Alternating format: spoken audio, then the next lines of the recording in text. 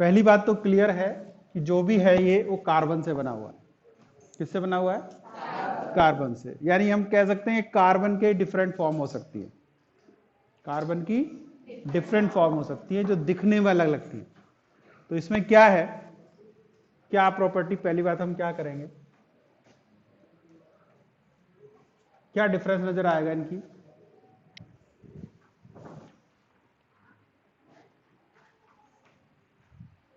पहले सिमिलरिटी देखते हैं।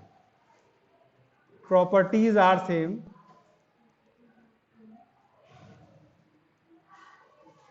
Properties are same, properties are same का मतलब केमिकल प्रॉपर्टीज की हम बात कर रहे हैं। और वो सेम क्यों है? क्योंकि जितने भी हम टाइप पढ़ेंगे सब में कार्बन ही होगा, सब में क्या होगा? कार्बन ही होगा। तो पहली मेन चीज है वो है कि प्रॉपर्टीज आर सेम। तो डिफरेंस क्या है भाई?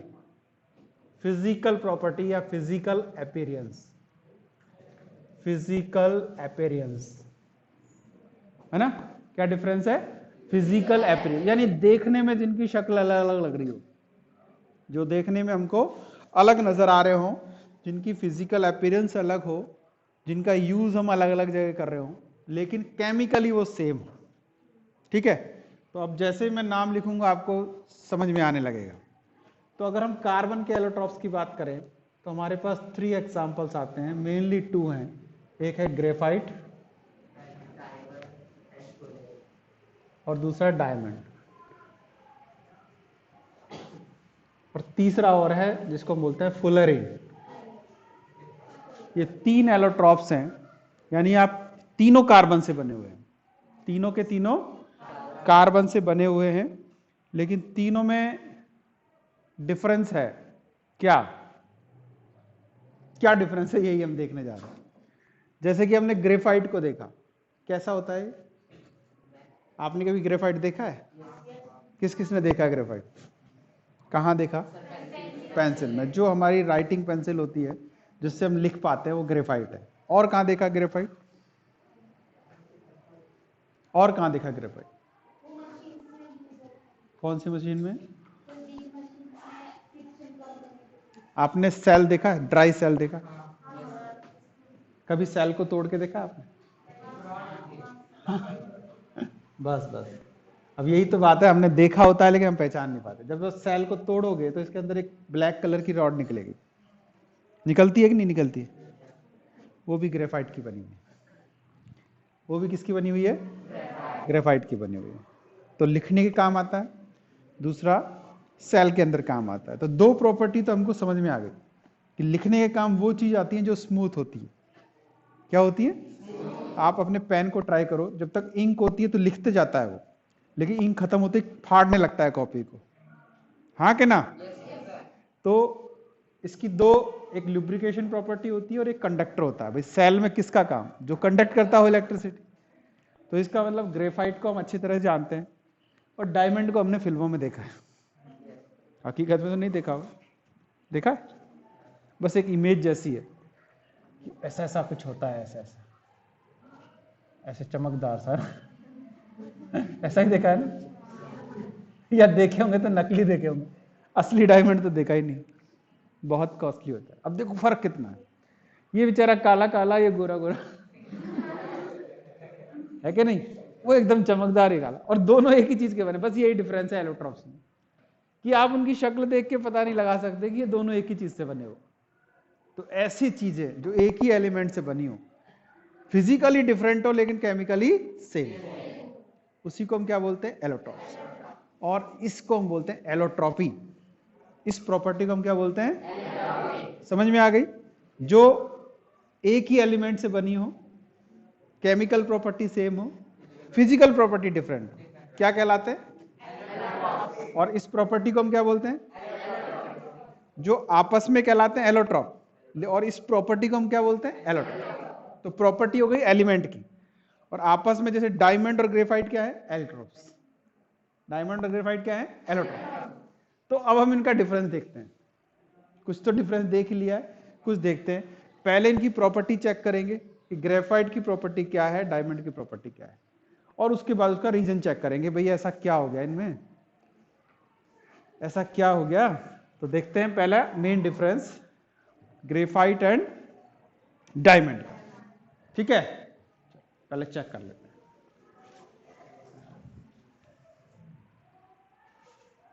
ग्रेफाइट एक तरफ लिखते हैं, ग्रेफाइट, और दूसरी तरफ लिख लेते हैं हम डायमंड। लिखा ही है ऊपर, इसी को मान लेना। ठीक है, हो गया। अच्छा, अब बताओ जरा भाई, क्या क्या प्रॉपर्टी है ग्रेफाइट की। पहली प्रॉपर्टी तो हमने क्या बताया, सबसे पहली बात तो हमको दिखा गुड कंडक्टर ऑफ इलेक्ट्रिसिटी, है कि नहीं?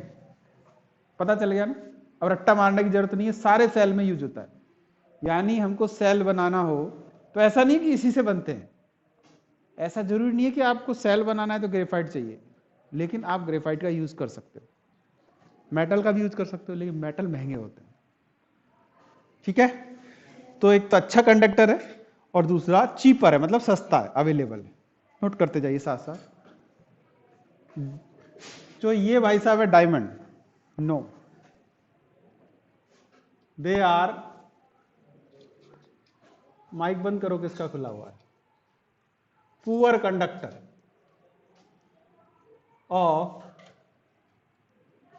इलेक्ट्रिसिटी। अब आपके मन में एक ख्याल आ रहा होगा, सर पुअर क्यों लिख दिया, इंसुलेटर ही लिख देते। सोच रहे होगे ना आप ऐसा। देखो एक्चुअली इंसुलेटर वो होता है जो किसी भी कंडीशन में उस काम को ना करे, लेकिन कोई भी ऐसा केमिकल नहीं बना है जो किसी एक प्रॉपर्टी को पूरी तरह से डिनाई करता हो। ठीक है, यानी हम कंडीशन बदलेंगे तो हो सकता है वो करे। तो हम साइंस में यूज ही दो टर्म करते हैं, या तो गुड कंडक्टर या पुअर कंडक्टर। मीनिंग इसका ये है, गुड कंडक्टर मतलब कंडक्ट करेगा, पुअर कंडक्टर मतलब नहीं करेगा। अब मैं एक एग्जांपल बताता हूं आपको। एयर जो है वो गुड कंडक्टर है या पुअर कंडक्टर है? पुअर कंडक्टर है ना। जैसे आपके और हमारे बीच में एयर है और यहां पर स्विच बोर्ड लग रहा है, तार के अंदर से करंट जा रहा है, ठीक है, हमें तो नहीं आ रहा ना करंट, क्योंकि हम तार को अगर टच करेंगे मेटल को तो करंट आएगा। उसके ऊपर हमने इंसुलेटर लगा दिया है प्लास्टिक, तो करंट नहीं आ रहा। और अगर तार खुला भी है तो भी करंट नहीं आ रहा। क्यों नहीं आ रहा? कि हम तार से केवल जुड़े हुए एयर से, और एयर जो है वो पुअर कंडक्टर है। लेकिन आपने जब बारिश होती है तब देखा है, थंडरिंग कितनी जोर, लाइटनिंग होती है, बहुत जबरदस्त करंट होता है, बिजली गिरती है, खबर आती है कि वहां किसी पशु पे गिर गई, किसी इंसान पे गिर गई, किसी मकान पे गिर गई, मर जाते हैं लोग। तो वही एयर है, लेकिन फर्क क्या हुआ, मॉइस्चर आ गया। यानी एयर में अगर आपने पानी का कंटेंट डाल दिया तो वो कंडक्टर बन गई। तो बारिश के समय ही होती है थंडरिंग, आप देखते हो, लाइटनिंग और थंडरिंग कब होती है? बारिश के समय। तो समझ में आ गया ना, क्योंकि at this situation air become the conductor. ठीक है, ऐसे ही हम रबड़ को कहते हैं, रबड़ की चप्पल या जूते क्यों पहनते हैं हम? टॉयलेट्स बाथरूम में पुअर कंडक्टर होता है, लेकिन गीला हो जाए तो फिर पहनना बेकार है। फिर आप अगर चप्पलें गीली हैं, हम क्या करते हैं कि ग्लव्स पहन के या चप्पल पहन के रबड़ की चीजों को देख के फिर वायर को सही कर देते हैं। लोगों को देखा होगा आपने रिपेयर करते हुए, एकदम खुले वायर को टच कर देते, क्योंकि नीचे वुड पे खड़े होते हैं, प्लास्टिक पे खड़े होते हैं या उस पर, लेकिन अगर वो गीला हो जाए फिर कुछ काम नहीं करेगा। तो इसीलिए हम टर्म यूज करते हैं गुड कंडक्टर और पुअर कंडक्टर। ठीक है, पहली बात हो गई। ठीक है, अब इसका रीजन क्या है भाई? इसका रीजन ये तो आप याद ही कर लो कि जो कंडक्शन होता है ना, वो तो आयन की वजह से होता है या इलेक्ट्रॉन की वजह से, और वो भी फ्री होने चाहिए। इसका मतलब लिख देते हैं, यही रीजन साथ ही लिख देता हूं, बिकॉज ग्रेफाइट हैव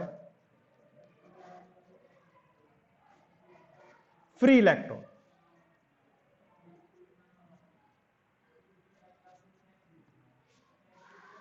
ठीक है, ग्रेफाइट के अंदर क्या है? Free electron.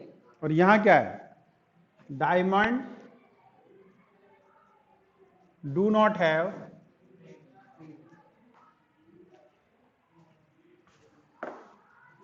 ये टाइम है क्या क्लास में आने का इतना late? Do not have free electron. सीधी सीधी बात आ गई। अब एक और सवाल आ गया, भाई ऐसा क्या है कि उसके पास फ्री है, एक ही चीज का बना हुआ है, एक के पास इलेक्ट्रॉन फ्री है, दूसरे के पास क्यों नहीं है? क्योंकि स्ट्रक्चर ऐसी है।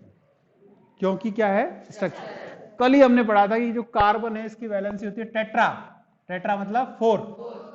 लेकिन कार्बन में एक और बात है कि वो अलग अलग तरह से अरेंज कर सकता है। हो सकता है कि चारों वैलेंसी से 4 अलग अलग को जोड़े, या किसी से डबल बॉन्ड बना ले, है ना?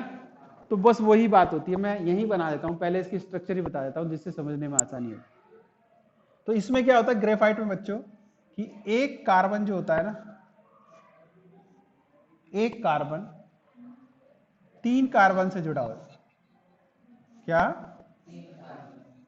हाँ हाँ बनाना है, और क्या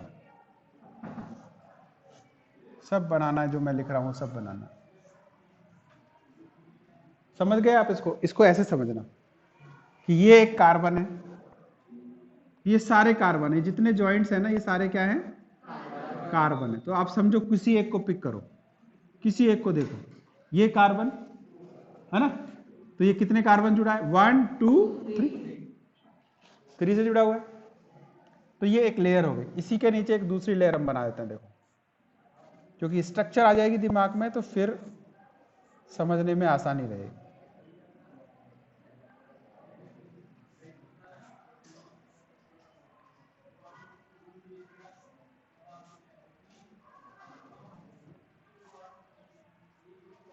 ठीक है, यहां भी दिख रहा है आपको, कोई भी एक देख लो।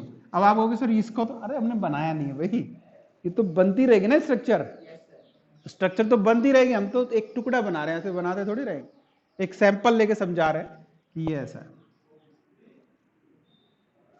अब देखो समझो इस बात को, क्या समझना है कि ये एक कॉपी दो मुझे जरा।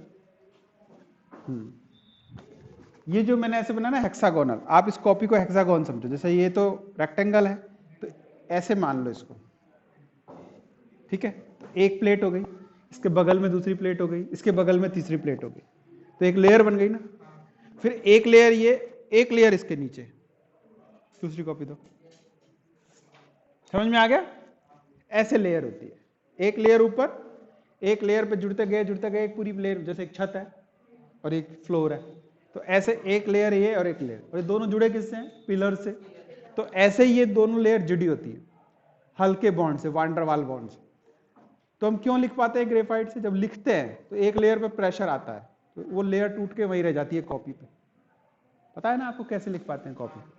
आपकी जो कॉपी का पेज है वो रफ होता है, उसमें छोटे छोटे पोर्स होते हैं। क्या होते हैं? और जब आप पेन से लिखते हो तो पेन की इंक उन पोर में जम जाती है, रुक जाती है। आप याद करो, अगर आपकी कॉपी पे हम थोड़ा सा ऑयल लगा दें या घी लगा दें तो आप कुछ नहीं लिख पाओगे उस पर। क्यों नहीं लिख पाओगे?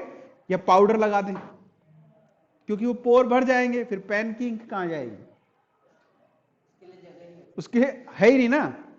ऐसे ही पेंसिल होता है, जब आप लिखते हो तो उसकी एक लेयर जो है ना उन पोर्स में रह जाती है। अब कहां रह जाती है? जहां जहां आप लिख रहे हो, जैसा डिजाइन आप बना रहे हो। भाई पेंसिल जहां गई वहीं तो रुकेगा ना वो, तो वो लेटर बन जाता है। ठीक है? तो ये कैसे जुड़ा होता है इसको इमेजिन करना जरा। ये ऊपर वाली लेयर ऐसे जुड़ी हुई, समझ में आ रहा है कि नहीं आ रहा है? ये दो लेयर समझो, ये एक लेयर ये और एक लेयर ये। इसको यूं समझ लो आप, थोड़ा सा मैं इसको ठीक कर देता हूं। ठीक है? अब समझो कि एक कार्बन के पास इलेक्ट्रॉन कितना? 4। काम कितना आ रहा है? 3। अरे एक कार्बन लिया आपने, टोटल इलेक्ट्रॉन कितना होता है? 4। वैलेंसी कितनी होती है? 4। तो 4 काम में ले सकता है ना, हमने इलेक्ट्रॉन डॉट स्ट्रक्चर बनाया था। अच्छा, अभी काम कितना आ रहा है? एक इसने ले लिया यूज, एक इसने ले लिया, एक तो फ्री रह गया। बस वही फ्री कंडक्ट कर रहा है, वही फ्री इलेक्ट्रॉन क्या कर रहा है? फ्री है वो तो वो क्या घूम रहा है? डबल बॉन्ड की तरह। अब यहां पर डबल बॉन्ड लगे हुए अल्टरनेटर, तो कभी इधर से उधर जा रहा है, कभी उधर से उधर जा रहा है। तो इलेक्ट्रॉन जब घूमेगा तो मतलब इलेक्ट्रिसिटी कंडक्ट करेगा। तो समझ में आ गई बात। प्रॉपर्टी है कि ये कंडक्टर है, रीजन है कि फ्री है, फ्री का रीजन है कि स्ट्रक्चर है सी। आ गई बात समझ में। तो लॉजिक में लॉजिक आ गया, पहला स्टेटमेंट फिर रीजन और रीजन का लॉजिक। अच्छा, अब यहां ऐसा क्या है भाई, यहां पर जो ग्रेफाइट है उसका स्ट्रक्चर कुछ ऐसा है। देखो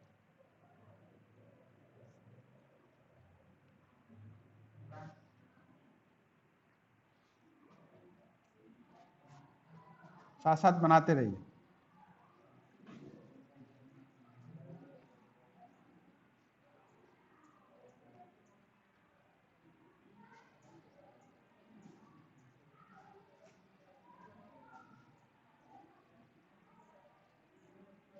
समझ में आ गया आपको कि कोई भी आपको फ्री नजर नहीं आ रहा होगा, कोई भी एक पिक करो, जैसे ये पिक किया हमने, कितनों से जुड़ा है, 1 2 3 4, कोई फ्री इलेक्ट्रॉन है क्या?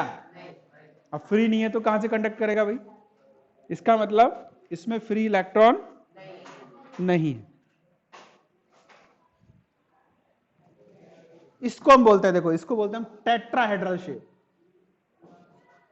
टेट्राहेड्रल शेप किसकी होती है? डायमंड की, यानी कि 4 के 4 बॉन्ड बना रहा है, ठीक है। और इसकी क्या है, फिर इसकी क्या है, इसकी लिखो आप हेक्सागोनल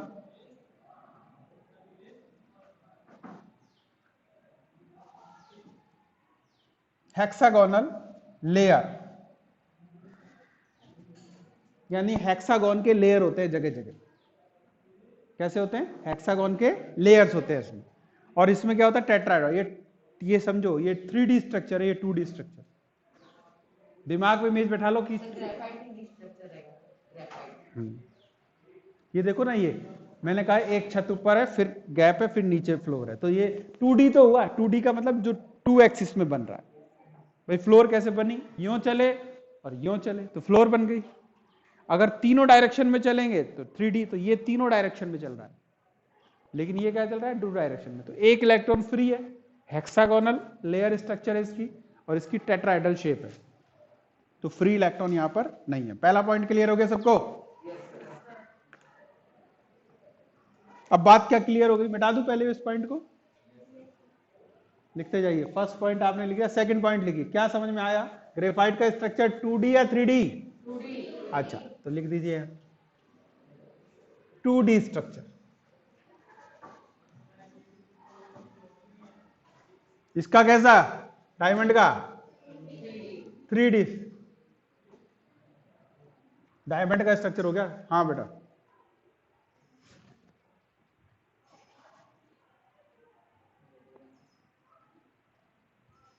कौन सा नहीं दिख रहा? क्या नहीं दिख रहा पूरा? मैंने तो नहीं, ये तो पूरा आ रहा है कैमरे में। तो तुम थोड़ा सेट करो, मैंने पूरे बोर्ड को कवर किया। क्या? हाँ, तुम्हारा वो जूम कर लिया होगा तुमने, ठीक है। तो समझ में आ गया, 2D हो गया उसका, 3D हो गया। क्लियर है बात? ओके। तीसरी बात, ये कैसा है? सॉफ्ट है। ये कैसा है? हार्ड है। ये सॉफ्ट है इसलिए लिखने के काम आता है, सॉफ्ट है इसलिए लुब्रिकेशन के काम आता है। लुब्रिकेशन समझते हो? मशीन जो होती है, मशीन उनमें ऑयल लगाते हैं बार बार, है ना, क्योंकि फ्रिक्शन होता है तो उसमें स्क्रैचेस आ जाते हैं और मशीन में खड़ आवाज आती है। तो ये लुब्रिकेशन के काम है। जैसे हम पाउडर नहीं लगाते चेहरे पे, या कैरम खेलते हो आप? कैरम खेलते तो पाउडर क्यों डालते हैं? लुब्रिकेशन के लिए, कि जिससे कि वो स्टिकर जो है फ्रीली मूव कर सके, है ना। तो वही काम ग्रेफाइट भी कर सकता है। ये सॉफ्ट है, used as writing material and as lubricant। समझ में आ गई बात? लुब्रिकेंट की तरह यूज होता है, और दूसरा राइटिंग मटेरियल, लिखने के लिए काम में लेते हैं हम इसको। समझ में आया ना? Lubricant, writing material and as lubricant, लिखने के काम आता है। सही। जबकि ये हार्ड होता है तो इसका क्या काम आता है भाई? डायमंड भी कोई काम आता है क्या? बहुत काम आता है। डायमंड क्या काम आता है? ग्लास जो होता है ना, ग्लास, विंडो पेन, उसकी काटने के लिए जो नाइफ बनता है, चाकू बनता है, उसके टिप पर लगा होता है। हाँ, डायमंड को काटने के लिए एक चाकू जैसा होता है उनके पास, देखा होगा आपने। तो उस पर एक मटेरियल होता है, मटेरियल का जो बॉर्डर होती है ना, वो डायमंड की बनी होती है। वो आप देख रहे हैं ऐसे 2 बार लाइन खींचेगा, स्केल खींच के, कट से ग्लास अलग। तो ये हार्ड होने की वजह से ये काम आता है। ठीक है, मतलब डायमंड मिलता तो है, अब ओरिजिनल कोहिनूर की बात मत करो लेकिन जो भी है वो अवेलेबल तो है, चाहे सिंथेटिक ही हो। ठीक है, और क्या कह सकते हैं इसके लिए? अरे वो तो सब जानते हैं। कहाँ ज्वेलरी में यूज होता है भाई डायमंड?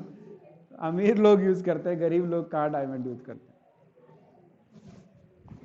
कर सकते हैं सिंथेटिक वाला फिर भी, लेकिन डायमंड का मटेरियल काफी महंगा था। तो ये कुछ बेसिक डिफरेंस है ग्रेफाइट और डायमंड्स का। ठीक है, दोनों क्या हैं एक दूसरे के? एलोट्रॉप्स। समझ में आ गया कि? अब बताओ, एक सवाल मेरा जोरदार, ग्रेफाइट का फॉर्मूला क्या है?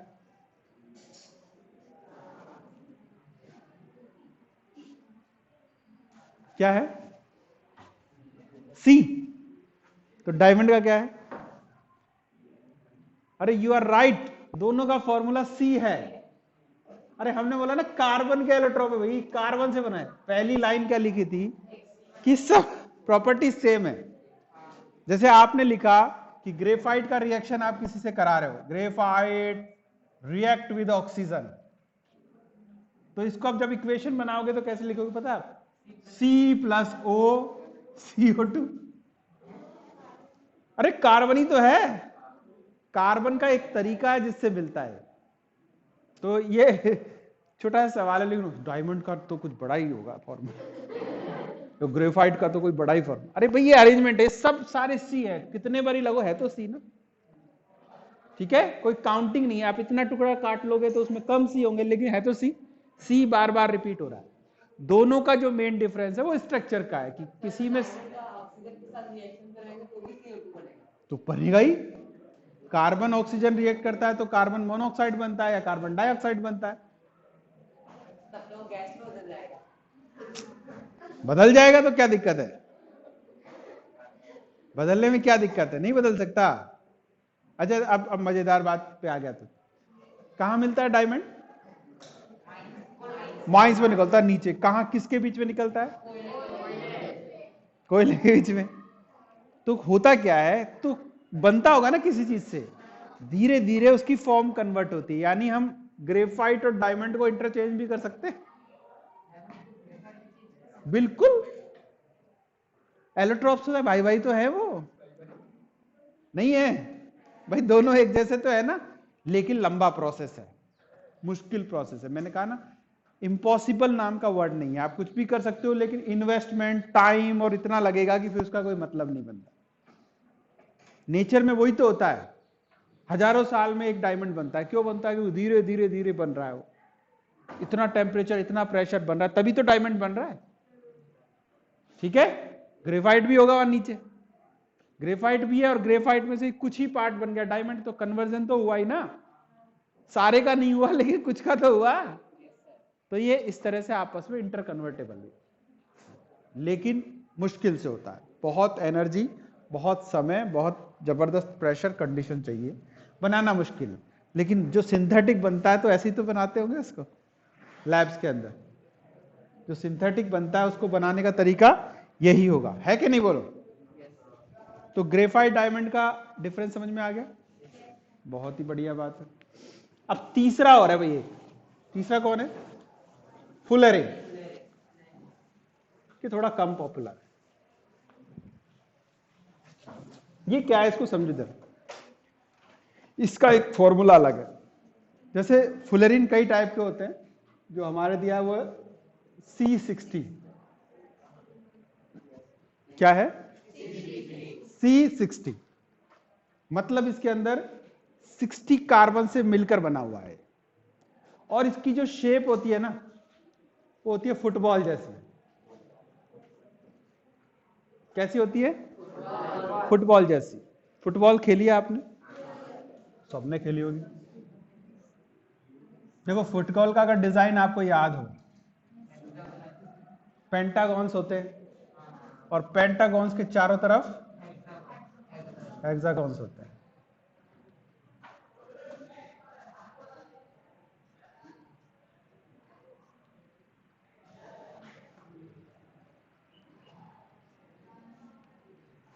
है ना?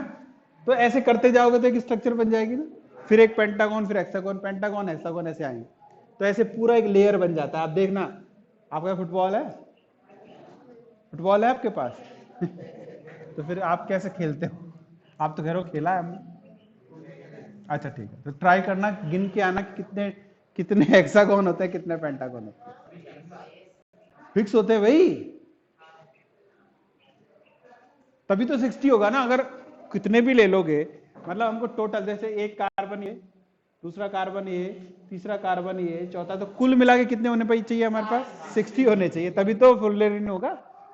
तो इसका मतलब कुछ सर्टेन नंबर पेंटागन और कुछ सर्टेन नंबर हेक्सागन हो। इतनी बात इसकी शक्ल देख के पता चल रही है कि हेक्सागन ज्यादा है, पेंटागन कम है। तो ये आज का काम है आपका, पता करो कितने होते हैं।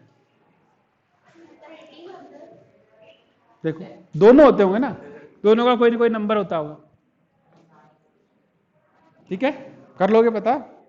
मोबाइल बता देगा, कोई नहीं बता, मोबाइल सब बता देता है कि नहीं? मोबाइल सब बता देता है, तो ये याद होना चाहिए, ये काम आपका है।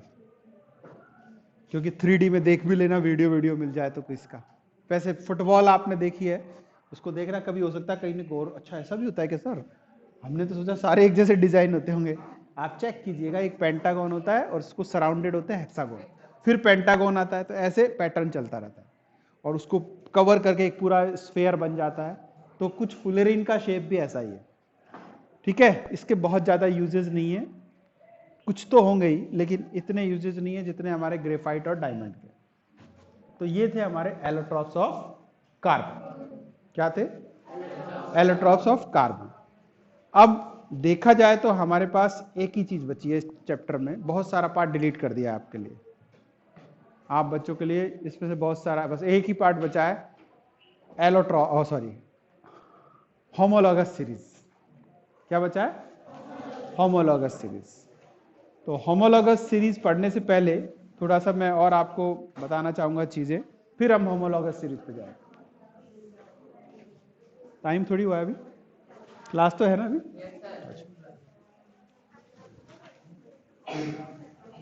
देखो एक मेन चीज पढ़ो, बहुत मजेदार है। कार्बन के जो कंपाउंड्स होते हैं उनको हम क्या नाम दें, क्योंकि इतने सारे हैं। जैसे आप सब इतने सारे बच्चे हो, किसी का नाम राहुल, किसी का सोनू, किसी का मोनू।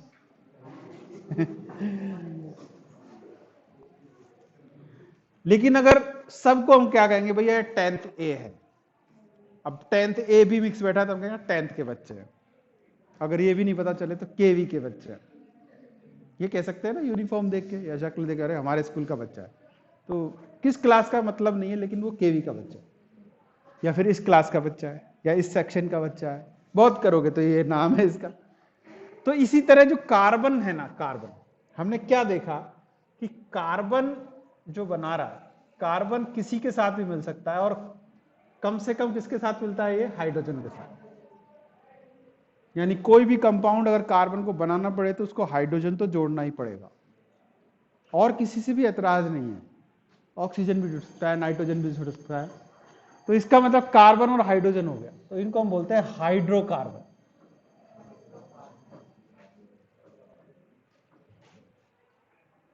ठीक है, तो क्या डेफिनेशन हो गई? Compounds are made from the carbon and hydrogen. At least word लगा देना कि कार्बन हाइड्रोजन तो जरूर होगा, साथ में कुछ और भी हो सकता है। कार्बन और हाइड्रोजन तो जरूर होगा, साथ में कुछ और हो सकता है। जैसे मैंने लिखा CH4 है हाइड्रोकार्बन, ये है जी, दिख रहा है ना कार्बन और हाइड्रोजन। मैंने कहा CH3 COOH हाइड्रोकार्बन है क्योंकि कार्बन है, हाइड्रोजन है, ऑक्सीजन है अलग से। तो दो चीजें देखनी है आपको कि अगर किसी में कार्बन और हाइड्रोजन है तो क्या कहलाएगा वो हाइड्रोकार्बन। बात सही है, एकदम सही बात है, ये सही है ना। तो हाइड्रोकार्बन, तो क्या सारे हाइड्रोकार्बन एक जैसे होते हैं? नहीं, इनको हम दो टाइप में डिवाइड कर सकते हैं। वैसे तो इसके बहुत सारे टाइप आएंगे, लेकिन ब्रॉडली हम इसको दो पार्ट में डिवाइड कर सकते हैं। एक होता है saturated hydrocarbon. First one is saturated और सेकंड वन इज अनसैचुरेटेड।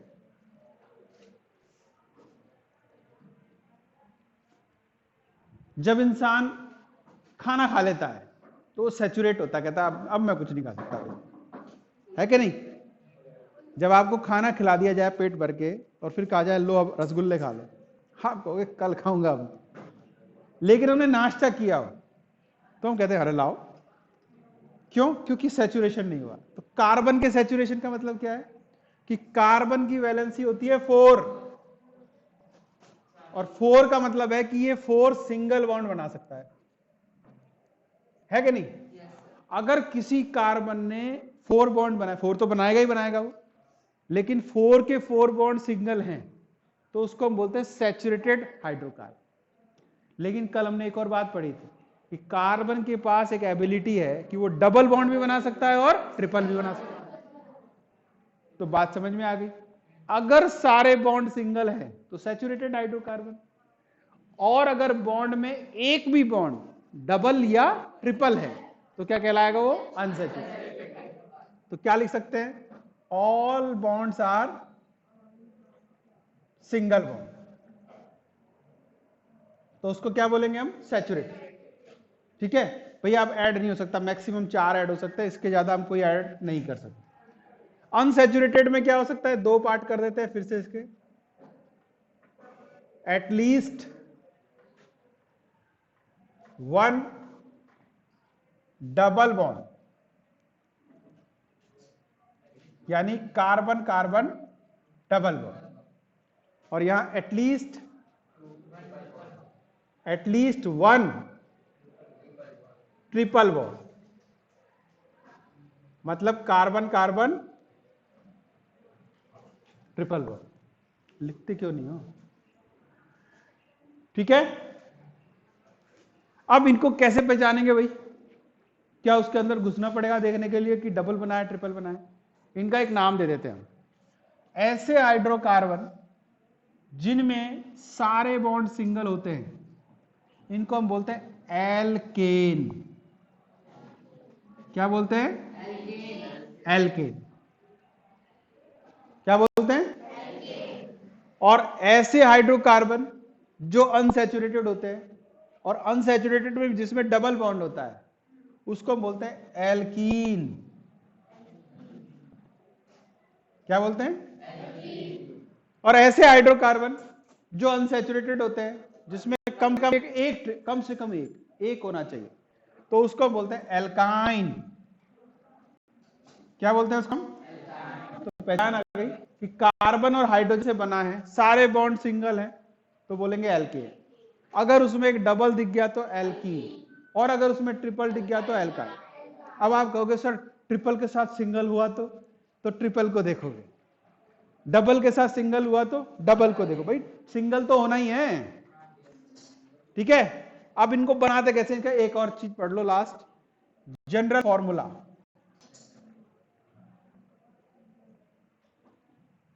किसका? एल्केन का।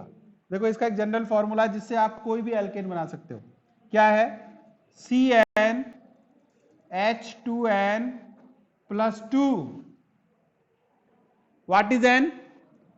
n इज इक्वल टू 1 2 3 4, कुछ भी हो सकता है, ठीक है। अब एक एग्जांपल देखो, n इज इक्वल टू 1 लिखता हूं मैं यहां पे, देखो क्या आएगा? C1H2 × 1 + 2, तो बन गया CH4। हाँ के ना? इसी तरह एल्कीन का है, क्या है? CnH2n। हाँ, इसमें क्या है?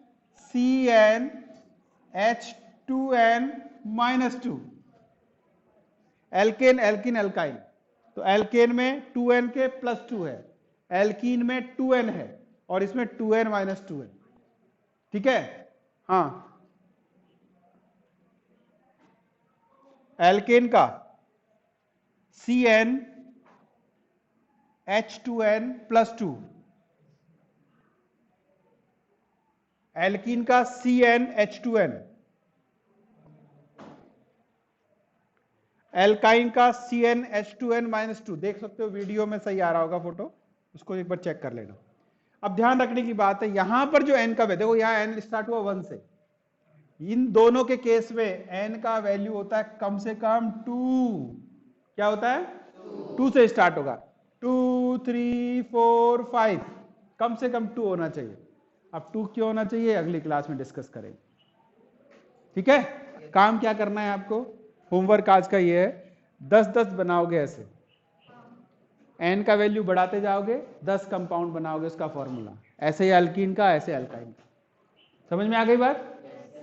यहीं से आपका इनडायरेक्टली जो होमोलॉगस सीरीज है वो स्टार्ट हो गया एक तरह से, इसी को हम होमोलॉगस सीरीज कहते हैं।